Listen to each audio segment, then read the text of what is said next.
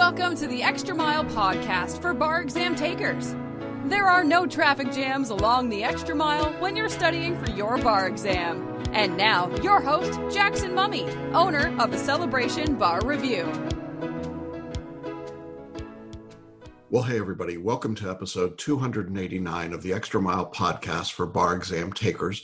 This is your host, Jackson Mummy. Glad to be with you. Here we are in February, counting down to the February 2020 bar exam. By the time this episode releases, we will be at about 3 weeks until the test. And so good luck to all of you who are getting ready for that exam. We know that this is precious time indeed and appreciate you spending it with us. We come to you every week about this same time to talk about all things bar exam related. If this is your first time on the podcast with us, we're really glad that you found us. We provide these podcasts in video and in audio format. If you'd like to watch today's episode, you can do that by going to celebrationbarreview.com/289. That's the episode number. And if you'd like to listen to your podcast, you can subscribe to our episodes on Apple Podcasts, on iHeartRadio, on Spotify, on radio.com, lots of places where podcasts are syndicated. So in any event, we are really glad you're with us. In today's episode, I'm going to be talking a little bit more about the subject that I started in last week's episode when we were talking about what you have to do on the bar exam with respect to the present and the future, sort of the natural brilliance model of how you learn and grow, and particularly to learn new things. And today I want to follow up on that by discussing the idea of what you have to keep and what you have to release in order to grow and learn the material that you need in order to be successful on the exam. Now, if you're taking the exam in 3 weeks, I think this is still pretty useful material. But absolutely, if you're taking the exam in July of 2020 or sometime in 2021, I strongly encourage you to watch today's episode, or particularly to watch it, but if you can't do that, at least listen to it. When I explain this model of natural brilliance and how the approach that we use that brings together the idea of the human potential movement and authentic assessment in testing, how those two ideas come together and what the practical implications are. So I hope you'll check that out. Now, before we jump into that specific message, as you know, since we started the episodes in 2020, I've been trying to do a student shout out each week, just to give you some sense of some of the communication I receive from students who've been in the course, and to share with you some of what they have to say. Today, I'm bringing you a message from Virginia, the woman, not the state. Virginia was a student of ours on the California bar exam, successful on the bar. And she wrote to me a while after she had passed the California bar, which, as you may know, is the most difficult exam in the country. And she sent me kind of an interesting note. And Virginia said, "I'm currently preparing for an administrative hearing as a precursor for a wrongful termination suit. The case involves a huge building project, and it's full of complex numbers. And the hearing will be presided over by a city council in a small city. It'll be televised live and open to the public. So it's especially important to state the case as clearly, directly, and simply as possible." Virginia says, "I'm a solo practitioner on a shoestring budget, so I'm doing the investigation and prep by myself. Opposing counsel is a full partner at a huge firm that represents cities in these kinds of cases with tons of associates and lots of resources. I have whiteboards all over my office and stacks of exhibits and blueprints, reports, etc. It's very fun, but it's also a little daunting. But I just looked at my case skeleton on the whiteboard and I saw this outline: facts, law, application." She said, thought you'd get a chuckle from that, and thank you for teaching me. Now, what Virginia is talking about there is that the writing style that we teach for the bar exam is built on this idea of facts, and then the law, the legal arguments, and then the application. And sometimes people ask, does that really work? And the answer is yes, it works really well on the bar exam, but it also works in real life. You notice she didn't put up there issue, rule, application, and conclusion. So good work, Virginia. I know she did well on this hearing. And I think it's important to recognize that the practical skills of being a lawyer are very much the skills you want to employ on the bar exam itself. And the more that you can incorporate those, the better off you're going to be. And the added benefit is that once you do become a member of the bar, you can continue to use those skills and to build on them just like Virginia did. So congratulations to you. Thanks for the nice note. And we'll continue to provide these shout outs. If you've got one you want me to comment on, feel free to email me at jackson@celebrationbarreview.com, and you might hear your name in a shout out in an upcoming episode. Well, before we jump finally to our the meat of today's episode, I do want to let you know that this episode is being brought to you by our free webinar training program. It's called Do Something Different, Make the Next Bar Exam Your Last Bar Exam. This is a 90-minute on-demand training program that will show you the 4 steps that you have to follow in order to pass your bar exam. And I encourage you to go through it. All you need to do to register is to click on the show notes. There'll be a link in the video and in the audio show notes for today's episode, or you can go to celebrationbarreview.com/webinar for all the details. Now, once you're there, just click on the button and then you can schedule the day and time when you want to watch this information. But it's really important, I think, for you to go through it because you're going to hear from students who are repeat bar takers who did something different and what they did and why it worked. And it's incredibly valuable information. You'll hear in their own words what was important. And I think it can be life-changing for you as you come forward to take the bar exam, specifically if you're a bar repeater. So I hope that you'll take advantage of that. So again, go to celebrationbarreview.com/webinar or just click on the link on the show notes page, and then we'll see you online for this special training. All right, I don't want to wait any longer or keep you waiting. Let's jump into today's message where we talk about what to keep and what to release as you study for the bar exam. Welcome back. This is the second in our series talking about the idea of natural brilliance and how modern test prep has really changed the way that we think about taking tests like the bar exam and bringing into preparation the concept of human potential.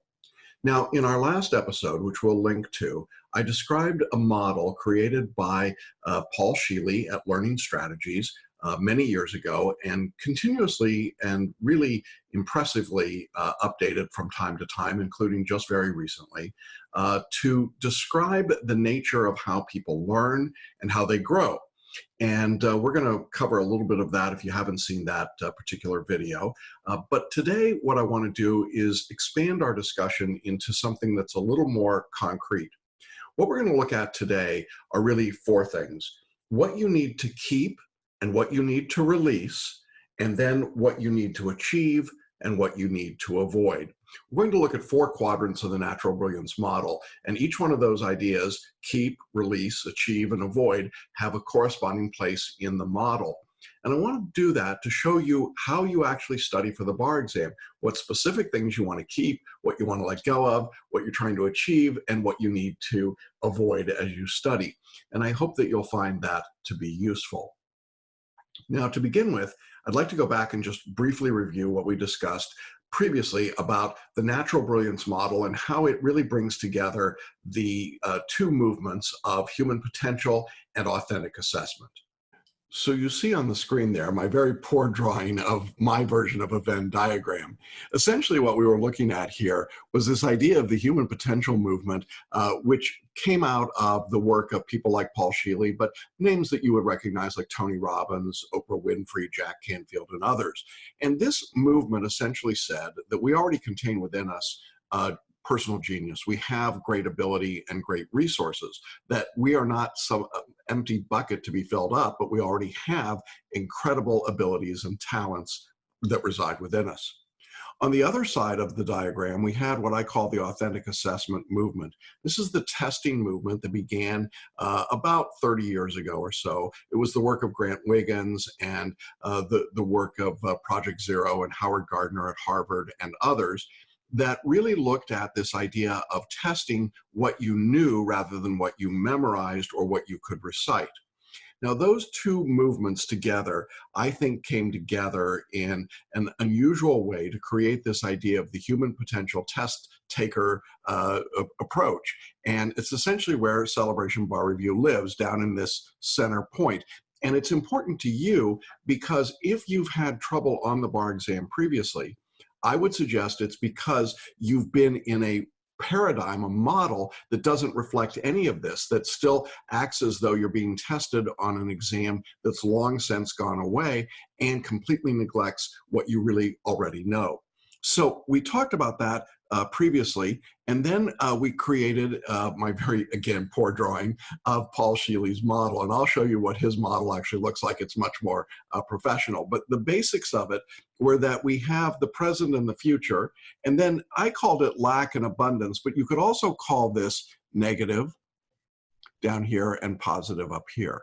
That's what Paul calls those two things. I called them lack and abundance because I think it's easier to think of what I'm lacking and what I have an abundance of, but essentially it's a negative to positive scale that runs this way, and then we go in the present to the future. And our goal is that when we're learning something new, typically we tend to think of, I'm down here, I have a lack of material in this lower left-hand quadrant, and I want to move to the upper right-hand quadrant where I've achieved in the future an abundance or a positive. And while that would be very nice to be able to move in a nice, clean, straight line, that really isn't the way the human brain is wired to work. And the reason for that is that we have in this upper left-hand quadrant of positives and present, we have some things that we want to hold on to. There are some good things in our lives when it comes to studying for the bar, and we're going to talk about those specifically today. And those are what we call the keepers. So in this section up here, what we really want to do is to describe what it is that we need to keep.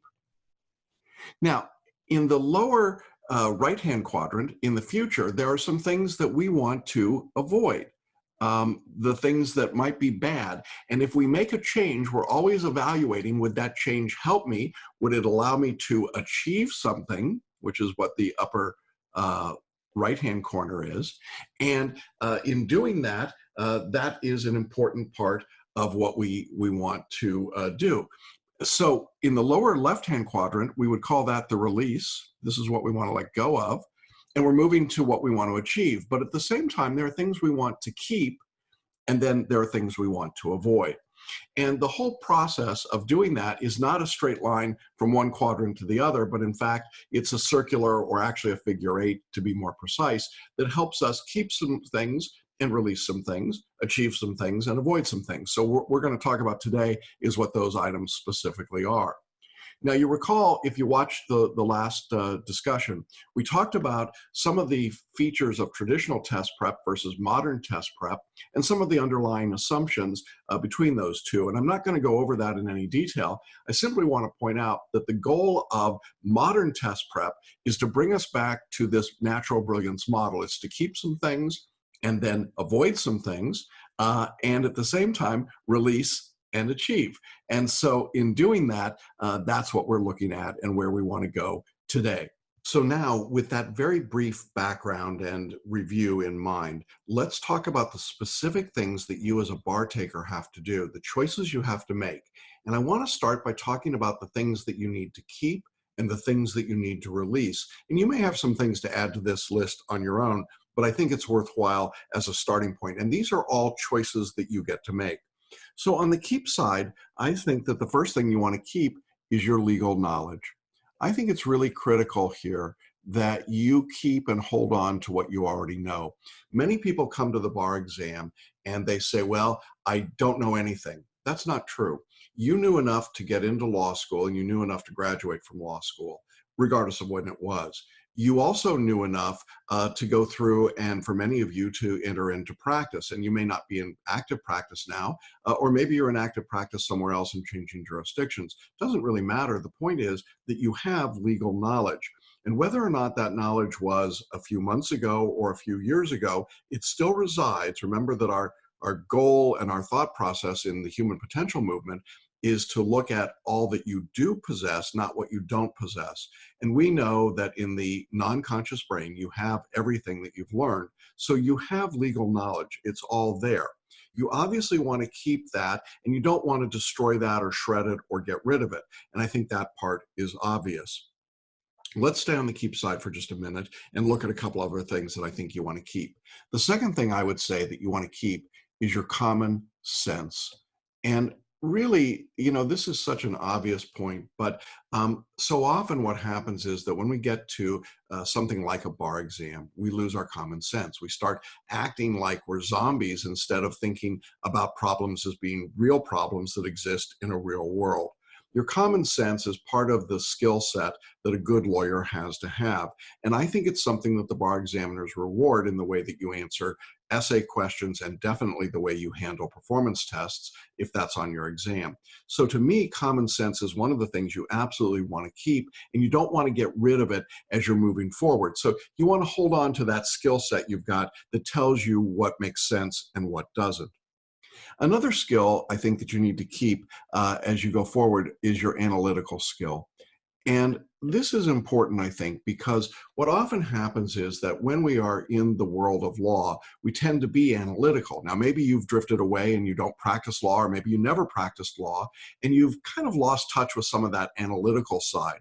Well, I think you want to hold on to whatever you've got there, whatever helps you analyze a problem, to look at it objectively and dispassionately.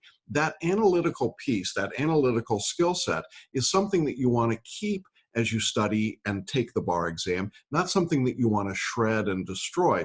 And I think, again, so often what happens, particularly if you look at something like a pre-prepared template to write an essay, is that it completely removes all analytical sense. It's just, here's a series of issues, and I'm going to write about those issues, even when we know that analytically they're not really in dispute. And so I think you want to hold and keep that analytical point of view as you study and as you take the exam. And the final thing that I would say, although I'm sure we could add many more to this list, but the fourth thing that seems to me that's important to keep is the desire to learn and to grow. One of the great things about being a grandparent is you get to be around your little grandkids sometimes.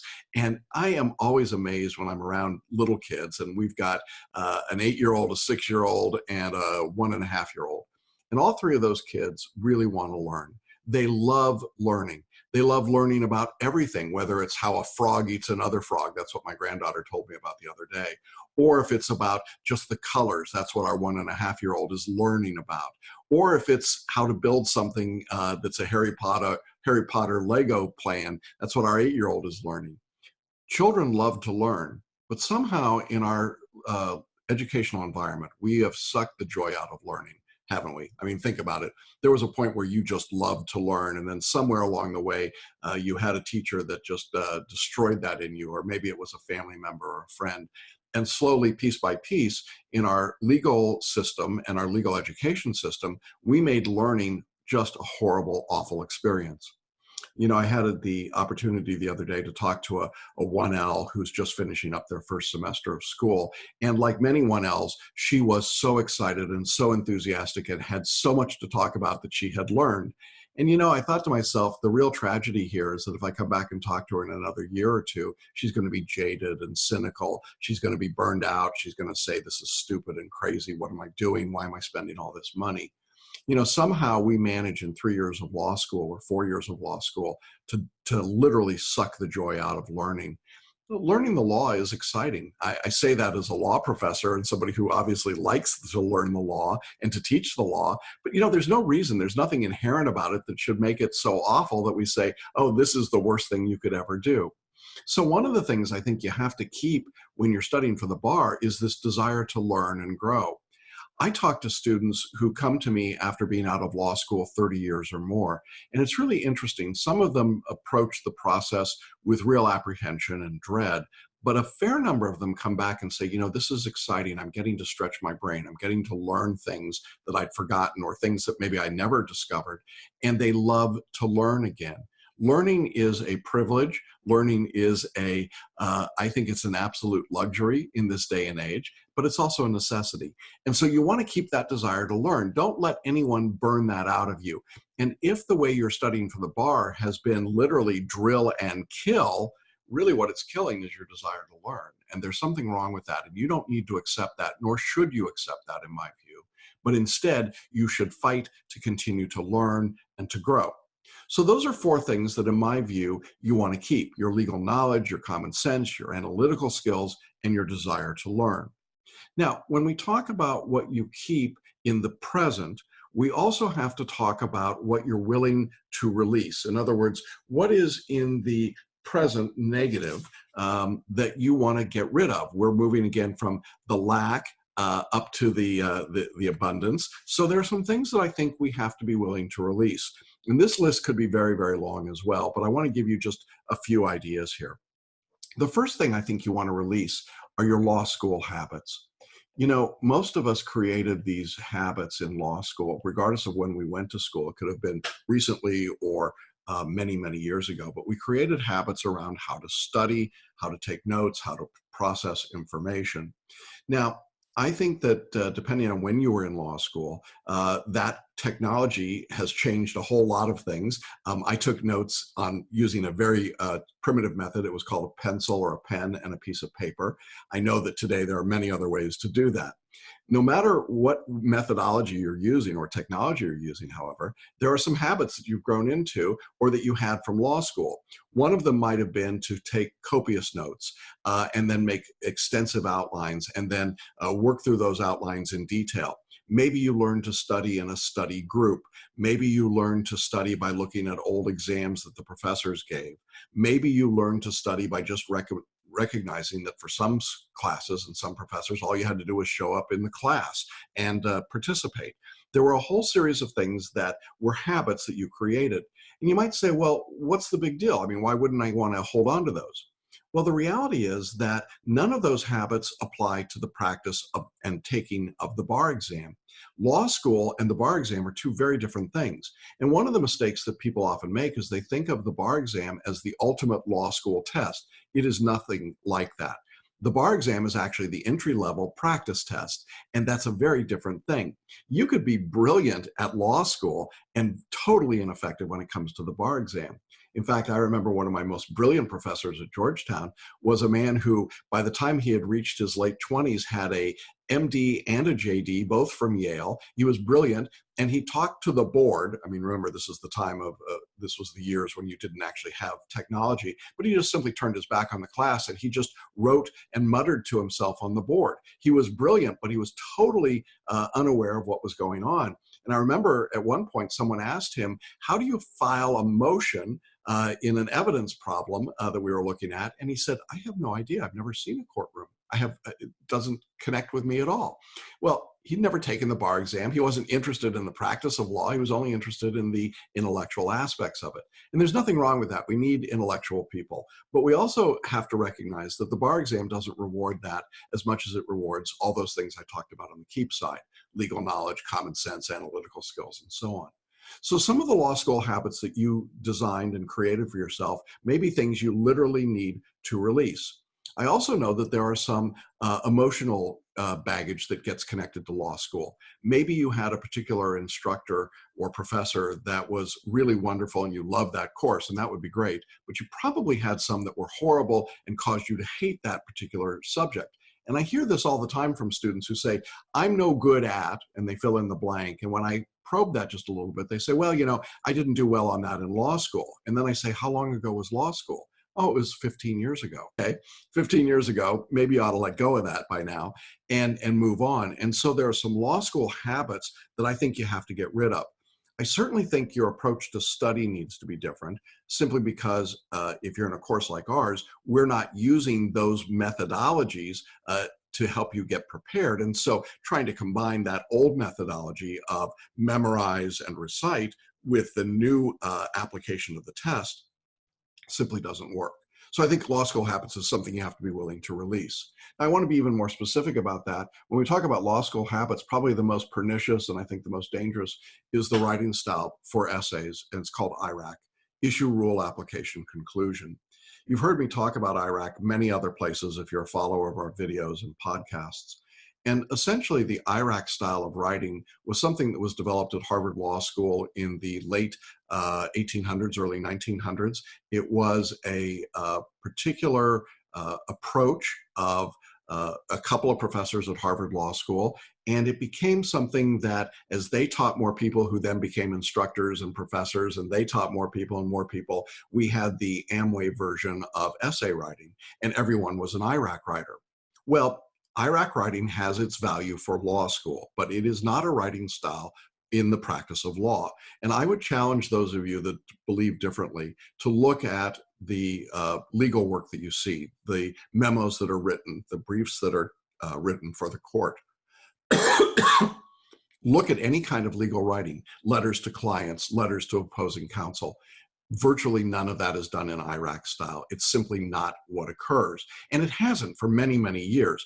IRAC writing is peculiar to the law school environment. Now, interestingly enough, most of the big box bar reviews, in fact, I would say well over 95% of the bar reviews in America still teach IRAC writing for the bar. Why? Well, it's actually very simple. It's easier to let people do what they've already been doing than to change what they're doing.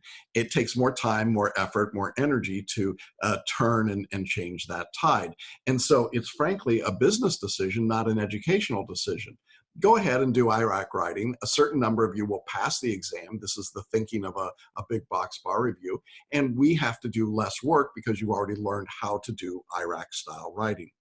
But I would contend that if you release that yourself from the IRAC structure, which is literally issue spotting and then rule memorization and then trying to apply some rule to some memorized piece of problem and then reaching a conclusion, all the while totally ignoring the facts of the problem, you're really putting yourself at a disadvantage. And if you're a repeat bar taker and you used IRAC previously, I think this is one of the most dangerous mistakes you can make. If you don't release your writing style and change to something different, you're going to have continuing problems on the exam. So IRAC writing to me is one of the absolute key things you have to be willing to release. And if you're not willing to release that, if you're determined to use IRAC writing, then I would tell you that I will eventually see you. There will come a point in time when you've hit your head against the wall so often without success that you say, you know what, maybe I should go check this out. And then we can have a conversation. But right now, if you want to avoid that pain, stop using IRAC on the bar exam. There is nothing in the literature of the bar examiners in any jurisdiction that says this is what they are looking for. That is a complete myth and it's untrue. And you just don't want to do that. So I don't know that I can say it any more plainly than that.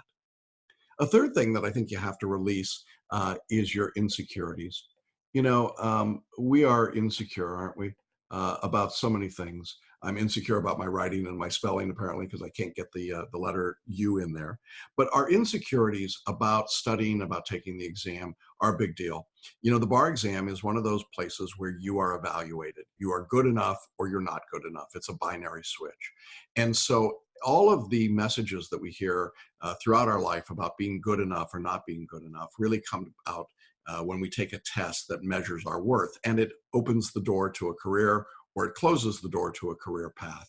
And so all of the insecurities that you have suddenly become on much brighter display.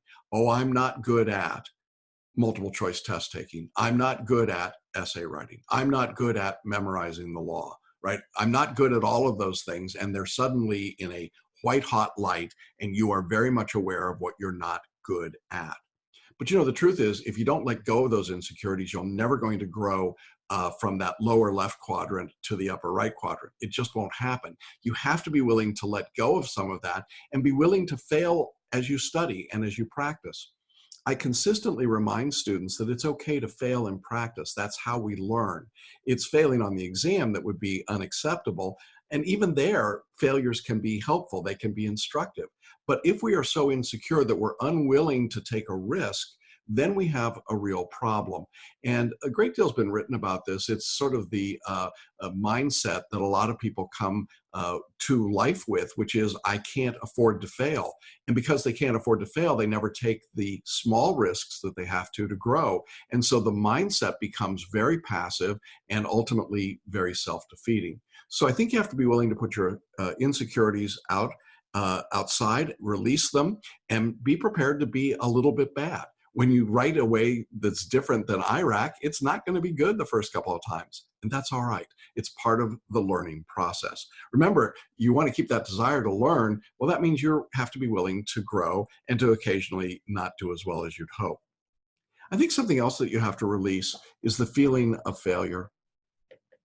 You know, if you've taken the bar exam and you have not passed, it is easy to start thinking that it's not a question of whether you passed, it's whether you are personally a failure or not. And very often I talk to people who have, I think, conflated those ideas. you failed an exam, that does not mean that you're a failure. And I often say to people in that situation, if you go back and consider the people that we were friends in kindergarten and first grade and second grade, how many of them are practicing members of the bar? And the answer almost inevitably is no one. And I say, well, how many of those people would be very jealous or envious of you that you went all the way through law school and you're now in the position to take the bar exam? And the answer is almost always, well, I think they all would. So how is it that you're a failure? Well, we're a failure because we get into the imposter syndrome. We start comparing ourselves to other people. We say, well, that person took the bar and passed on their first try. But we have no idea what happened. We have no idea what they did or how they did it. We just hear about that. Or we hear about someone who's passed the bar after a number of failures, and we say, oh, if I were just lucky like they were, or something good happened to me like that.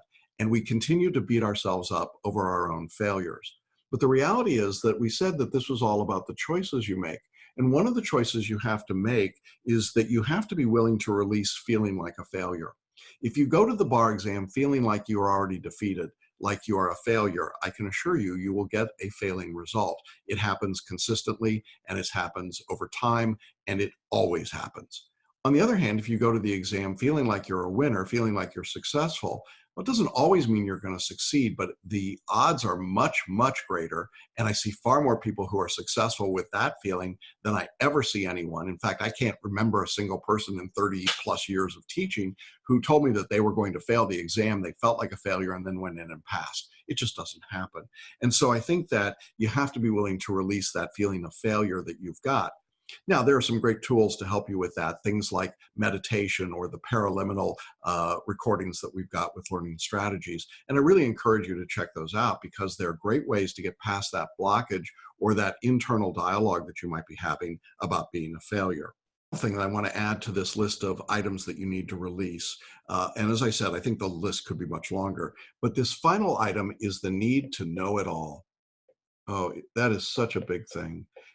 I think that a lot of people feel like in order to pass the bar exam, they need to know everything.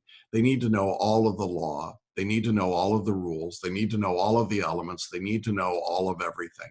But the truth is, it just isn't so. You don't need to know it all. The exam doesn't require perfection. It requires that you get about 65 or 70 questions correct out of 100 on the multiple choice exam. It requires that you get better than the mean on an essay or a performance test. You can have imperfections. You can make mistakes. You can be in a situation where you don't know it all.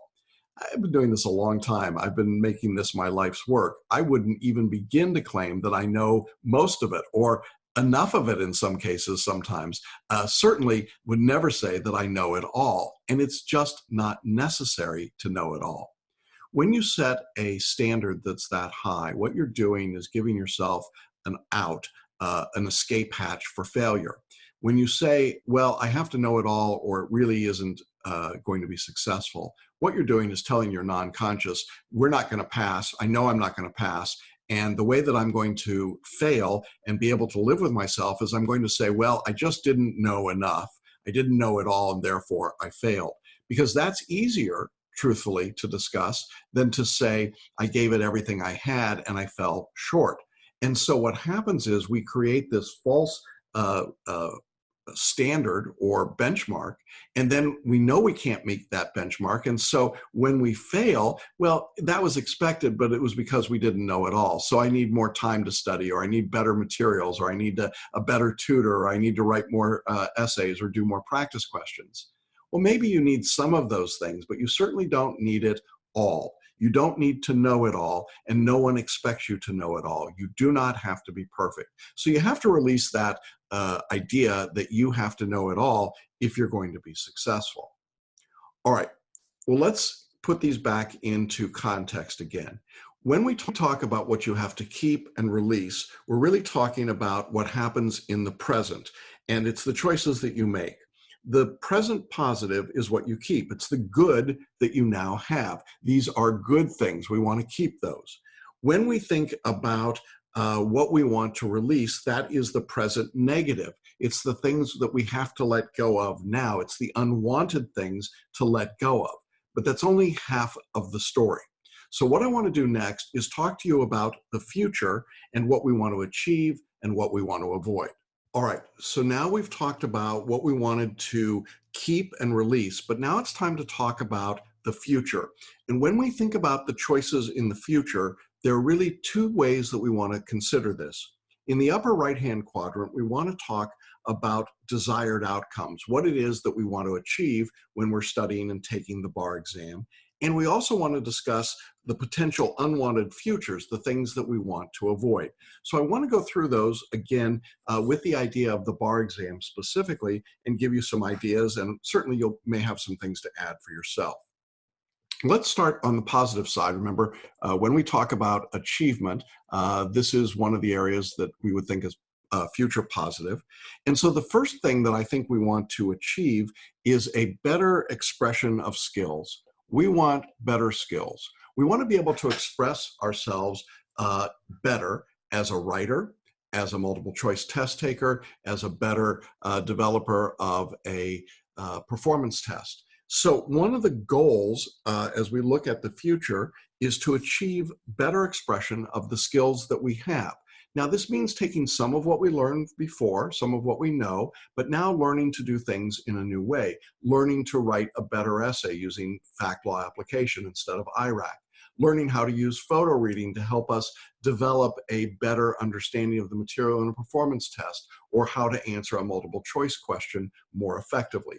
Those are all examples of skills that you develop when you are getting ready for the bar exam. And you want to achieve and improve the expression of any of those skills. So one of the things a good bar review should do, obviously, is to help you achieve skills. Now, I want to go back to something that I said in the previous lecture on this. You remember I used the analogy of a bucket that was empty versus, let's say, a waterfall. If the bucket that represents your mind is empty, a traditional bar review would say we have to fill that up and then eventually it'll tip over and it'll all spill out. But remember that modern test prep says your brain is already abundantly full. It's like an overflowing waterfall. And all we have to do is direct that water flow into the right area, that mental flow, to give you the results that you need. I think when we talk about skills, it's important to recognize that we're really doing two different things here. We are certainly giving you some new skills in many cases, but really what we're doing is redirecting the abilities that you already have. In other words, we assume that you're already capable of writing effectively. You just need a different way to formulate that writing. We also assume that you're already capable of identifying correct answers in multiple choice questions. You just don't know how to develop that skill and to transfer it and actually focus it. So you're a little bit like someone who's got this amazing, well, let's say you've got a Ferrari, but you don't know how to drive it. Well, we've got to teach you how to put your foot on the accelerator and the brake and steer and do all those things. And then you can put the amazing power of that vehicle behind you. And that's really what we're talking about here in achieving a better expression of skills.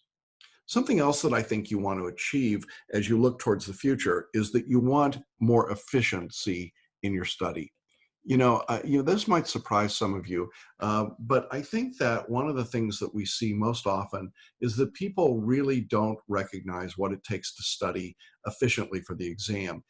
Going back to this idea that you have to know it all, I think a lot of folks believe that they've got to spend massive numbers of hours memorizing, drill and kill. They've got to learn everything. They've got to create tons of outlines.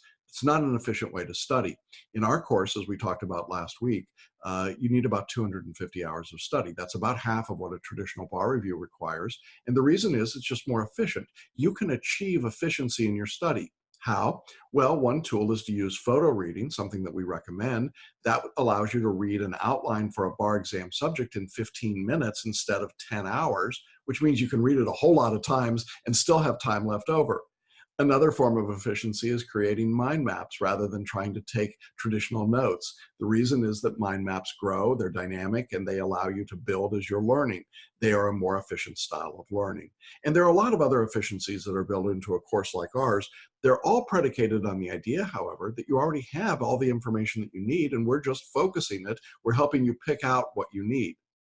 If you really think about something like Amazon.com, it's not only that they have everything, or at least it seems that way, it's that it's so easy and efficient. It's frictionless. I just go to the Amazon website, I type in what I'm looking for, and presto, there it is. It's a very efficient model. Well, your non-conscious brain is every bit, in fact, I would claim it's far more efficient than the Amazon website. And all you have to do is ask the right questions and you can get the information that you need. The problem is that some of us behave as though we don't have a search bar and we don't ask the question, and therefore we stumble around in the dark, metaphorically, trying to figure out what to do or how to study. And so our study efficiency becomes really poor. So one of the things I think a good bar review needs to do is to help you study efficiently. And sometimes that's a time efficiency, sometimes it's an effectiveness efficiency, right? I don't need to go over the same material over and over and over and over again. I learn it once and then I build on what I've learned. That's a very different approach. And as we've talked about elsewhere, we use a model called spaced or stepped repetition that is designed with efficiency in mind. It builds on the work, again, of Howard Gardner and others in the essential schools movement and the modern authentic assessment movement to say the learning takes place most efficiently when it is built on steps and methods rather than in memorization or cramming. So that's what we mean here. Another thing, obviously, that you want to achieve, probably the thing that you want to achieve, is a higher score. You want to pass the exam. This is our goal, obviously. We want to improve your score if you're a repeat bar taker, and we certainly want a passing score for everyone who's on the exam. But how do you get those two things? Well, you achieve them through everything else that we've been discussing, by improving your skills and making better use of them, by being more efficient in your studying, by using the techniques that you need to be effective on the exam. And certainly our goal here is to achieve a desired outcome of passing the exam, or at least getting a higher score and moving your way closer to that passing level. And I think it's important to recognize that this is what a bar review should do. Now, a lot of bar reviews somehow miss that point. They think that their goal should be to help you achieve, signing up more people for their course, spending more hours in their class, filling in more fill-in-the-blank outlines. I don't know. It's hard for me to figure out sometimes what it is they want you to do. And the reality of that is that a lot of people take those courses, realize that they're not successful, and go back and take them again, and they're still not successful, and they keep doing it. And they're really not achieving anything here. There's no desired outcome that they're reaching. They haven't really moved from the release of the unwanted things up to the desired outcomes. There's no achievement that occurs. And so this has to be the thing that you're really trying to do. But doing it without going through the process of keeping the good that you have and then avoiding what you don't want is simply not going to work. And it's not just on the bar exam. You could apply this to many other settings and situations. But ultimately, if the thing that you're trying to achieve requires that you hold on to some things and let go of some things, you got to do both. You can't do one or the other. And so if you're using the empty bucket approach, then it's hard to get a higher score because the bucket's got a big hole in it. It's going to keep leaking. And the more you put in, well, something else is going to leak out, and you're never going to get that result that you want. Instead of the empty bucket or the leaky bucket, if we assume that there's a waterfall and there's an unlimited amount of resources there, and all we really have to do is figure out how to focus those resources where they pay the biggest dividends, well, suddenly you take that water and you turn it into a hydroelectric dam, and you create enormous energy and enormous power, and you can accomplish anything. And that's why we see people who pass the bar exam after years or decades of failure. We see people who increase their scores by remarkable numbers. It's not magic, it's not hype, it's not voodoo. It's simply working through this idea that you already have the capacity and we're releasing that capacity instead of assuming you have no capacity and we've got to keep filling you up, even though we're leaking out more than we can put in. All right, so those are some of the things that you have to achieve. Maybe you've got some specific things in your own world and in your own life that you'd like to achieve as you study for the bar, and by all means, add to that list. But then the last thing we've also got to consider is that in the future, there are some potential unwanted outcomes. There are some things that we want to avoid, and I want to be explicit about some of those for bar takers because I think it's important to keep them in mind. The first and the most important to me is to avoid repeating past mistakes. Yeah. You know, it's just horrible to watch people make the same mistakes over and over and over again. Perhaps you've had a friend or a family member or a loved one who you just watch them walking into one bad relationship after another, or making one bad financial decision after another, or making one bad job decision after another. And they just keep doing the same thing over and over again. And you think to yourself, why don't they wake up and see the mistakes that they're making? Problem is, it's really hard when you're in the middle of all of that, isn't it, to know if you're making a mistake. But here on the bar exam, we have something that we don't get in life so often, and that is an objective measure. If I keep taking the exam and I keep failing the exam, and I've been preparing to take the exam the same way every time, well, what's wrong with that picture? Clearly, it's the way I'm preparing. It's not that I'm stupid or that I'm incapable. Remember, the human potential movement says you're a genius. You can do anything. And those aren't just words. That's real. That's absolutely the reality of our universe. But if I keep making the same mistakes and keeping myself from being successful, then really it is on me at that point. And so if you're repeating the same mistakes and expecting a different outcome, you know that's not going to happen. You've heard that over and over again. But there is a point at which you have to decide that you're willing to risk letting go and certainly moving on to get the desired outcome you want. And so you have to release those unwanted things like doing IRAC and memorizing, reciting and cramming and so on, because those past mistakes have not worked for you. And I know you can rationalize it and say, but there are people who use IRAC and they memorize and they cram and they pass. Yes, a very small majority, very small. Most people that take the bar exam have to take it multiple times to pass. Why? Because that traditional model isn't very good. And that's why people fail. And so if you hang on to that, even when your own experience is that you keep failing, well, I think that's on you. I think that's your fear of moving into the future, and that unwillingness to avoid a future mistake is causing you to repeat the mistake over and over again. I think something else you've got to avoid is wasting time. Now, there's a lot of different ways to waste time. You can waste time by procrastinating and not getting on started with your study or picking a course or moving forward. You can waste time once you're into a course by being compulsively obsessive about trivia, things that don't really matter. You can waste time by overstudying, doing things that you know aren't very effective and are certainly inefficient. You can waste time by bemoaning your circumstances and complaining and being on social media. You can waste time in hundreds of different ways.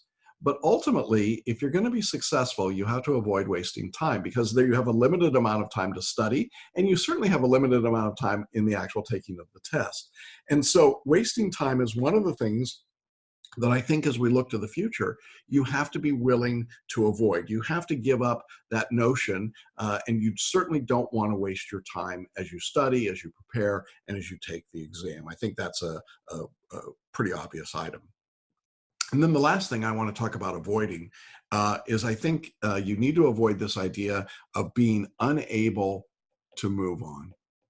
You know, I hate to see when people are stuck in the past. They get to that stage, move, there we go, there's the word. They get to that stage where they just aren't willing to let go of the past. It becomes a constant problem for them, and they relive it over and over and over again. You know, I know that it is crushing when you don't pass the bar exam. I've worked with so many people who've come to me after that moment, and it is heartbreaking. But the truth is, the ones that continue to live in the past are the ones that continue to fail. It's only those that are able to move forward who say, okay, what do I have to do differently? What is it going to take? Do I need to add new skills? Do I need to create more efficiency? Do I need to learn new analytical skills or build on the ones that I've got? Those people do the best. The people that stay stuck, that keep saying the same things and keep repeating the same things, they repeat the past mistakes and they live in the past. Those are the people that typically don't pass the exam. And, you know, sometimes being unable to move on means being a victim. The bar exam is unfair. The examiners are unfair. The bar review companies don't treat me well. My law school didn't prepare me properly. The list goes on and on and on. There's always someone that's victimizing me. and therefore I can't pass. My family wasn't kind to me. They didn't help me out. I didn't have enough money. I didn't have help with childcare. I didn't have support at home. The list is really endless. But the truth is, at some point, you have to just move on. You've got to give that up and move to the next level. And again, it is a choice that you make to do that. I think when people tell me that they don't have a choice is when I feel most disappointed. Because when they give up the idea that they have agency, that they have a choice, then they're really giving up to the exam. They're saying, I'm just a victim. I just get blown around by the wind, and the result is what it is. That's a terrible way to approach the exam. You always have a choice. And I think this is one of the things about the human potential movement that's always been so exciting to me, is that it recognizes and it embraces and it affirms that we have choices in life and we can choose the outcomes that we want. You are not a victim of anything. You may have had bad things happen to you, for sure, but you are not a victim of those things. And history is full of people who had bad things happen to them, but overcame them. Why? Because they refused to assume and to act as though they were stuck in that moment. So if your results have been unsuccessful on the bar exam, yes, it hurts. Yes, it's awful. And I have great empathy for you. But I also know that you will never be able to be successful until you're able to move on. And so you have to be willing to release that unwanted circumstance and that sense of being stuck in the past. So you have to avoid the cycle that goes on. All right. Well, as you can see, when we talk about the future, we've got some desired outcomes, things that we want to achieve, and we've got some potential unwanted futures, things that we want to avoid, the negatives. Now, when we put all four of those items together, we're going to see a very different pattern. And let's take a look at that next. Right. So now I want to give you the entire model that Paul has created. And I want to thank him for creating this model and give him credit for this. You see that what we've got now are all the pieces that we just looked at. We have our present positive and present negative. We have our future positive and our future negative. And you see that there is a circle 8 that goes in the middle around the word choices. So what we've done within that circle is to talk about the concept of what you keep and release, what you achieve and avoid. And you notice that there are arrows that move around it. So when we talked about the items that we wanted to keep, our legal knowledge, our common sense, our analytical skill, our desire to learn and grow, that's where we start. Let's start with that basis of things that you already know and can do around the bar exam. And then you also have to decide to release some things as you begin your studies, releasing things like your law school study habits or IRAC writing, releasing your insecurities or your feeling of failures, releasing the need to know it all. As we take what we keep and we make choices about what to release, you see that the arrows lead us up into the future towards our desired outcome. What is it we want to achieve? Well, we want to achieve better expression of our skills on the exam. We want more efficient study. We want higher scores. Ultimately, we want to pass the exam. So there are all of these desired outcomes that we're looking for, and we start to move through those.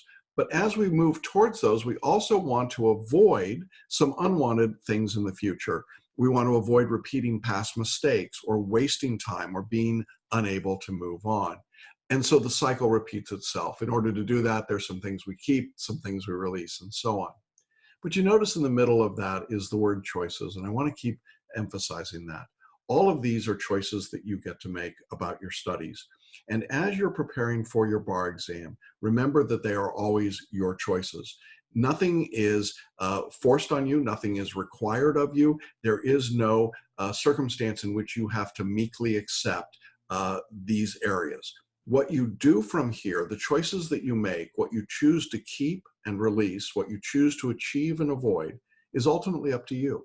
And I think that when you find a partner as a bar review study provider that helps you make good choices, you see the results become much more satisfactory. When your bar review doesn't help you make those choices, or in fact tells you you have no choices, I think it's pretty easy to see how you end up in a negative cycle of unfulfilling and unsuccessful results.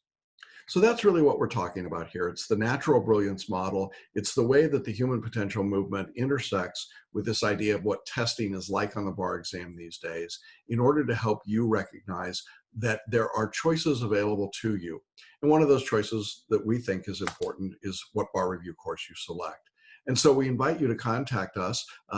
There's a link here for an opportunity for a free consultation with me about your bar studies, and I'd be glad to talk with you and help you explain or help you see how these choices might fit into your particular circumstance and situation.